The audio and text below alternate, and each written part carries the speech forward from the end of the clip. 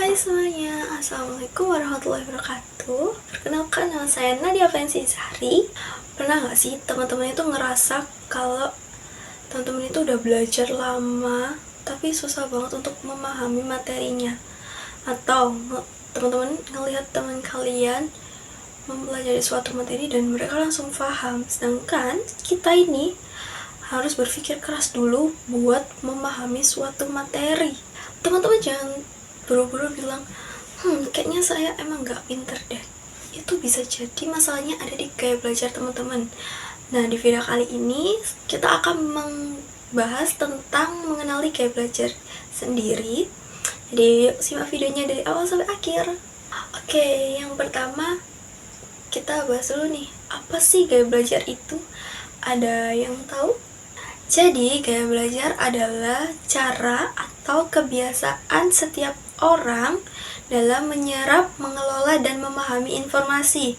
Ada yang paham kalau mendengar penjelasan, ada yang harus melihat dulu nih, baru dia paham, dan ada juga yang baru ngerti kalau langsung dipraktekkan. Intinya, gaya belajar itu adalah cara favorit otak kita untuk belajar. Dan yang terpenting, gak ada gaya belajar yang lebih pintar dari yang lain, karena semuanya itu sama-sama keren. Gaya belajar dibagi menjadi 3. Ada yang tahu apa aja? Yang pertama ada auditory, yang kedua visual, dan yang ketiga adalah kinestetik. Yuk sekarang kita bahas satu persatu tentang gaya belajar. Yang pertama ada gaya belajar auditory atau dengan indera pendengaran. Kalau kamu merasa kamu itu mudah paham tentang materi pembelajaran dengan cara mendengarkan rekaman live suara atau suara nada, nah bisa jadi kamu tipe auditory. Biasanya orang dengan gaya belajar auditory ini suka belajar lewat penjelasan secara lisan, diskusi, podcast, atau rekaman suara. Dengan mendengarkan penjelasan, kemudian mereka akan mengemukakan pendapat dan berargumen. Tapi orang dengan gaya belajar auditor ini pasti akan kesusahan kalau cuman disuruh membaca teks yang panjang tanpa adanya penjelasan secara lisan. Mereka pasti akan merasa pusing. Dan orang dengan gaya belajar auditor ini tuh pasti akan tidak fokus kalau di sekitarnya itu berisik. Kedua, ada gaya belajar visual atau dengan indera penglihatan. Kalau kamu merasa lebih mudah memahami materi dengan cara melihat gambar, melihat video, merangkum materi catatan, dengan cara memberi stabilo warna-warni pada bagian-bagian yang penting, wah bisa jadi ini gaya belajar yang cocok buat kamu.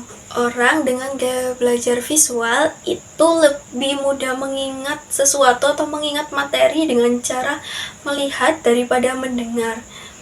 Nah, makanya mereka lebih mudah memahami materi atau belajar itu dengan cara melihat gambar, melihat video lewat mind map, tabel, stabilo warna-warni itu adalah bagian dari favorit mereka.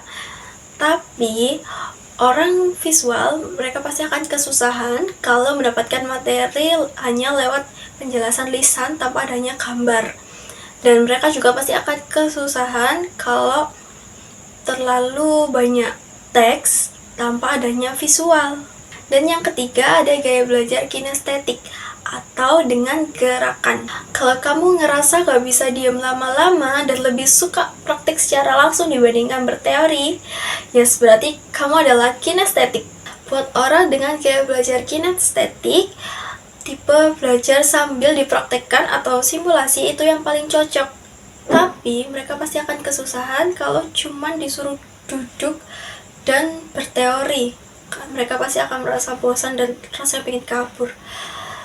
Karena orang kinestetik itu lebih mudah memahami suatu materi jika dipraktikkan secara langsung dibandingkan hanya berteori, hanya memahami teori saja. Ingat ya, setiap orang punya gaya belajar yang berbeda-beda. Dan bisa aja satu orang punya gaya belajar lebih dari satu, tapi biasanya ada satu gaya belajar yang paling dominan. Nah, sekarang teman-teman udah tahu kan apa itu gaya belajar? Nah, sekarang pertanyaannya, teman-teman termasuk gaya belajar yang mana nih? Auditory, visual, atau kinestetik? Dengan mengenali gaya belajar sendiri, belajar pasti akan lebih seru, lebih efektif, dan gak bikin stres. Yuk teman-teman mulai sekarang belajar sesuai dengan gaya belajar kalian sendiri. Dan semoga video kali ini bermanfaat. Tetap semangat belajarnya. Mohon maaf bila ada salah kata. Saya akhiri. Wassalamualaikum warahmatullahi wabarakatuh.